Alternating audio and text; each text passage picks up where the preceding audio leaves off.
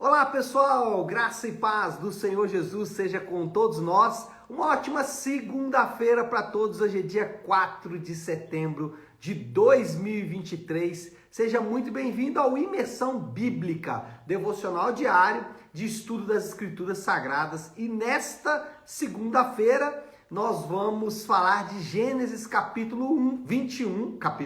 Eu lembrei da criação, tá vendo? Porque segunda-feira nos lembra do dia da criação, primeiro dia da criação, né? Mas enfim, voltemos aqui para o devocional, né? Para Gênesis capítulo 21, que é o que nós vamos falar hoje com o tema A Promessa de Deus. E eu quero já começar, já que o tema é a promessa de Deus, já começar lendo o versículo-chave do capítulo 21 de Gênesis. Qual que é o versículo-chave do capítulo 21 de Gênesis? O versículo 1, que diz assim: o Senhor foi bondoso com Sara. Uau!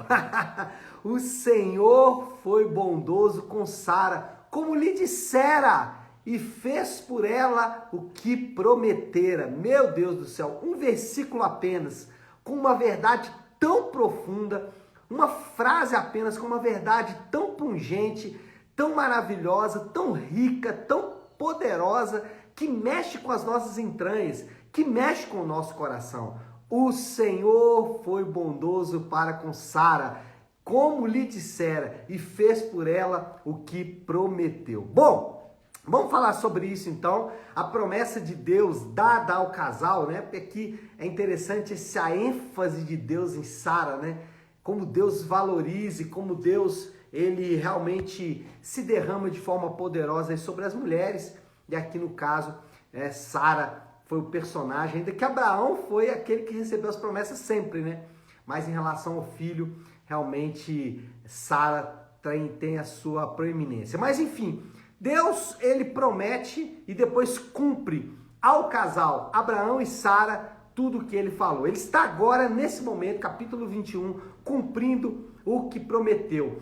Deus, irmãos, ele é inteiramente e poderosamente fiel para cumprir tudo o que ele promete. Tudo que Deus cumpriu, aliás, tudo que Deus prometeu, ele vai cumprir, ele cumpre, ele já cumpriu, ele continua cumprindo e ele vai continuar cumprindo, porque ele é poderoso e ele é fiel. Então essa é a nossa confiança. Agora, quando a gente fala de promessas de Deus, é sempre importante a gente falar três coisinhas que são básicas quando a gente fala de promessas de Deus, tá? A primeira coisa é que as promessas de Deus, elas são objetivas. Então vamos lá.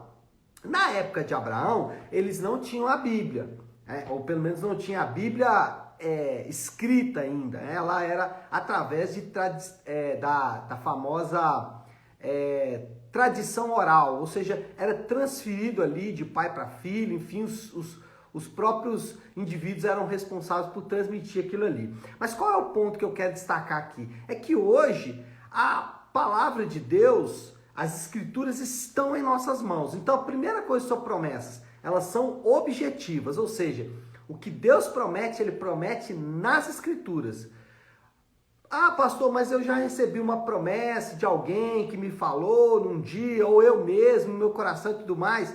Irmãos, isso pode acontecer? Pode, mas os casos são raros e você tem que ter muito cuidado com isso. Não coloque a sua confiança permanentemente ou plenamente em promessas subjetivas. Promessas que alguém pode falar para você. O que você faz nesse caso? Rejeita? Não, guarda no coração. Deus prometeu? Se ele cumprir, amém. Se ele não cumprir, ótimo. Mas não comprometa as suas finanças. Eu já vi gente comprometendo as suas finanças porque alguém disse, olha, se você fizer uma oferta X, Deus vai te abençoar de maneira Y. E aí a pessoa compromete aquele valor ali da família dele por uma suposta promessa de Deus que não existe. Então as promessas de Deus são objetivas. E tem mais. As promessas de Deus objetivas que estão na Bíblia têm que ser interpretadas de maneira correta. Não aceite promessas que são mal feitas e mal interpretadas. Então, às vezes a pessoa fala, isso aqui está escrito na Bíblia, vai se cumprir. Não é dessa maneira. Existe toda uma maneira de se interpretar a Bíblia e se você não respeitar essas maneiras, o que vai acontecer? Você vai talvez cair em enrascadas. Então, o melhor sempre é mantenha em foco as promessas de Deus objetivas. E quais promessas são essas? Elas incluem vida eterna, perdão de pecados e o cuidado de Deus. Então, isso aqui você pode confiar. Vida eterna está reservada, prometida para os crentes. Está prometido para os crentes também perdão dos pecados e está prometido para os crentes também cuidado de Deus. O que não está prometido por Deus? Isso aqui é importante. O que Deus não promete? Saúde plena, prosperidade financeira não são promessas de Deus para todos os crentes, tá? E mais, explicações detalhadas também não é promessa de Deus. Deus nunca disse que ia explicar tudo nos mínimos detalhes.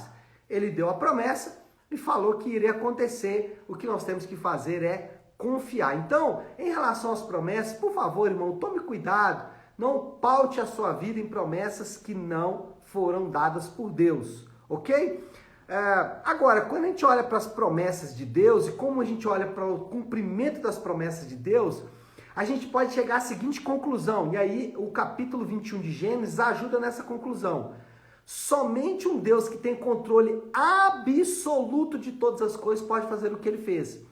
O que eu quero dizer com isso aqui? É que Deus ele está controlando todos os detalhes da criação. Deus não deixa pontas soltas, tá? Então, a gente tem que entender que Deus, ele está controlando o mar, as ondas, ele está controlando as nuvens, as tempestades, os homens, todas as coisas estão debaixo do controle absoluto de Deus e nada, absolutamente nada escapa desse controle. Satanás não está agindo de forma autônoma, os homens poderosos não estão agindo de forma autônoma, os anjos não estão agindo de forma autônoma, os crentes, ninguém está agindo de vontade própria. Pelo contrário, Deus está conduzindo e conduzindo de maneira absoluta todas as coisas.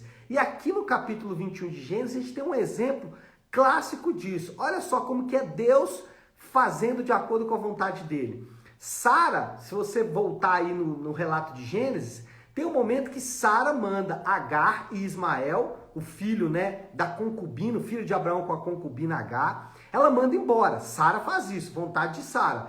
O Deus manda um anjo lá resgatar Agar, resgatar Ismael e manda voltar para casa. Então Agar e Ismael voltam para casa. Agora acontece o contrário. Sara de novo, vai em Abraão, fala, quero que mande embora. E Deus fala, beleza, agora é para mandar embora. Por quê? Porque Deus está controlando os planos. Não existe autonomia no mundo de Deus. No mundo de Deus, o único autônomo é Ele. E só vai fazer quando Ele quer que seja feito. Então, o que nós aprendemos com isso é que nós podemos descansar, irmão. Descansa no controle de Deus. Descansa no que Deus está fazendo. Isso é fundamental para os crentes. E quando Jesus disse, não andeis ansiosos, ele não está querendo dizer que você precisa simplesmente ignorar os acontecimentos ao seu redor. Não é isso que ele está falando. Ele não está querendo que você vire um monge budista, que ignora o mundo ao seu redor, um monge tibetano. Não. O que ele está querendo dizer é o seguinte: se você confia no cuidado de Deus, e quando você lê o contexto lá de Mateus, quando Jesus disse não andeis ansiosos, o que ele está falando? Olha, Deus, ele veste o lírio do campo. O que Jesus está falando é, Deus tem o controle dos lírios do campo. Não é de uma plantação que foi feita, programada, com solo preparado, não. Jesus está dizendo, o lírio do campo é controlado por Deus. Então, meu irmão, descansa no controle de Deus. Descansa em Deus. Então, segunda-feira, vocês estão ansiosos, início do mês, contas para pagar e tal. Descansa no controle de Deus. Descansa no controle de Deus. Ele sabe o que está fazendo. Agora, só um ponto, e aqui é uma observação importante, não confunda controle de Deus com juízo de Deus. O que eu quero dizer com isso? Quando Deus quer julgar os homens, o que ele faz? Ele pesa a mão? Não. ele solta a mão. Ele deixa o homem ser quem o homem quer ser. Isso está muito claro lá em Romanos capítulo 1. Então, o que eu estou querendo dizer que eu não confunda controle de Deus com o juízo de Deus? Irmão, pecado não está debaixo do controle de Deus. Então não pense o seguinte, eu estou pecando, está dando tudo certo, Deus está nisso. Isso chama pragmatismo religioso. O que é isso? Faço algo fora das escrituras, dá certo, eu acho que Deus está abençoando porque deu certo. Não é assim, não é assim. O que nós temos que entender é o seguinte, o controle de Deus é sobre os crentes, mas o juízo de Deus deixa com que o crente seja exatamente quem ele é. E aí eu entro no terceiro ponto. Nós temos então um Deus que está cumprindo promessa, um Deus que controla todas as coisas, mas nós temos também um Abraão obediente aqui. O texto vai dizer isso, vai falar que Abraão, versículo 3 e 4, diz assim, quando o seu filho Isaque tinha 8 dias de vida, Abraão circuncidou, conforme Deus lhe havia ordenado. E mais à frente aqui também, quando Abraão fala, quando Sara fala para mandar Agar embora, Deus chega para Abraão e fala, deixa aí. E Abraão faz o que Deus mandou. O que eu estou querendo mostrar com isso aqui? É que a obediência é resultado natural do controle de Deus e da soberania de Deus. Então o fato de que você está debaixo do controle de Deus vai ser mostrado exatamente com a sua obediência. Olha só isso aqui. Quando é que eu sei que estou debaixo do controle soberano de Deus? Aliás, quando eu estou debaixo do controle soberano de Deus, nós sempre estamos debaixo do controle soberano de Deus, né? Mas quando eu sei que as coisas estão caminhando de acordo com aquilo que eu devo fazer, é quando eu obedeço. Um coração que crê, um coração que confia em Deus, um coração não ansioso, é um coração obediente. É isso que eu quero dizer. O fruto na vida daquele que foi alcançado por Deus e suas promessas é a obediência à palavra de Deus. E aqui o exemplo clássico é exatamente aquele que eu disse. Quando Deus fala, Abraão manda o filho embora, Abraão manda obedecendo exatamente aquilo que Deus disse. O que eu quero dizer é que o resultado natural do tipo de poder que nós experimentamos é obediência completa. Obediência à palavra de Deus de maneira irrestrita e de maneira completa. Foi isso que Abraão fez e é isso que nós devemos fazer também, mesmo quando não entendemos. Hoje, quando olhamos aqui para o texto, a gente sabe o que aconteceu com Ismael. Ismael depois se tornou uma grande nação e tudo mais. Só que Agar, próprio Ismael, Abraão, Sara, eles não sabiam disso no momento. E eles obedeceram, ou pelo menos Abraão obedeceu, mesmo sem entender. Então, obedeça a palavra de Deus, obedeça os mandamentos de Deus, obedeça a Deus, porque um coração que crê é um coração que obedece. É o fluxo natural, né? É o fluxo comum daquele que crê, é exatamente aquele que obedece. Bom, moral da história, já para a gente caminhando para a conclusão, as promessas de Deus estão afiançadas em seu nome.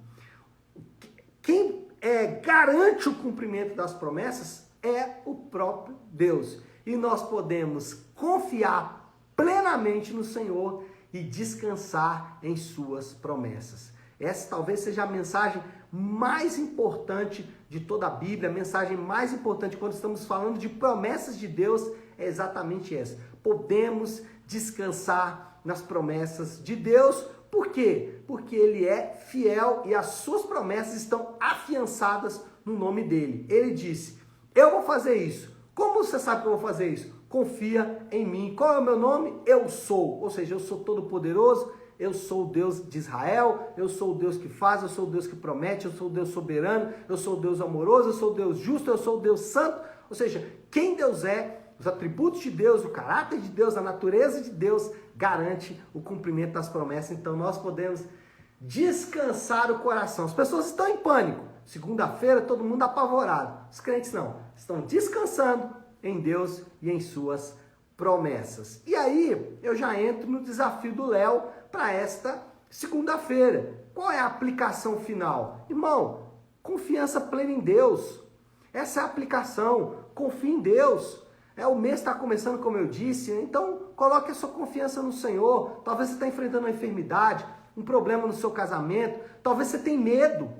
Talvez você tenha medo, você fala, meu Deus, será que eu vou perder tudo? Será que eu vou perder dinheiro? Será que eu vou perder saúde? Será que eu vou perder família? Ou você está enfrentando um problema nessas áreas? Quero dizer para você, continue confiando em Deus.